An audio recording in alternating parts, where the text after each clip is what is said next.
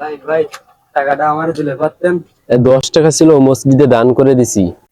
আমারে দিতেন, আমি কিছু খাই আপনার জন্য দোয়া করতাম, আল্লাহ আপনার মনের আশা পূরণ করতো। একই তো কথা। আমি মসজিদে দান করছি, নিশ্চয় আল্লাহ তাআলা আমার মনের ইচ্ছা পূরণ করবে।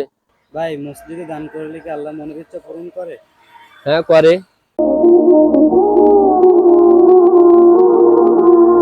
ভাই, আমিও তো মসজিদে টাকা দান করলাম, তাহলে আল্লাহ তাআলা কি আমার মনের ইচ্ছা পূরণ করবে?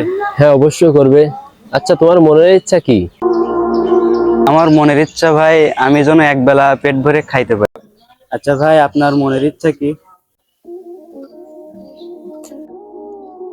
আচ্ছা, আমার কথা বাদ দাও। এখন তোমার মনের ইচ্ছা পূরণ হবে। কিভাবে? তোমারে আমি এখন একবেলা পেট ভরে খাওয়াবো। আপনার কাছে তো টাকা নেই। আরে চলো, যে কোনো একটা ব্যবস্থা হবে।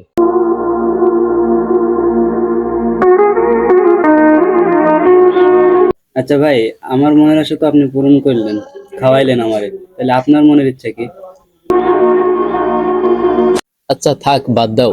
সামনের মাস থেকে যে কি হবে, রিজিকের মালিক আল্লাহ। হ্যাঁ হ্যাঁ হ্যাঁ, আপনার ভাই তো চেক দিয়েছি, কালকে অফিসে আসো। এই বন্ধু তৈরি করলে, এদিকে আয়, এদিকে আয়।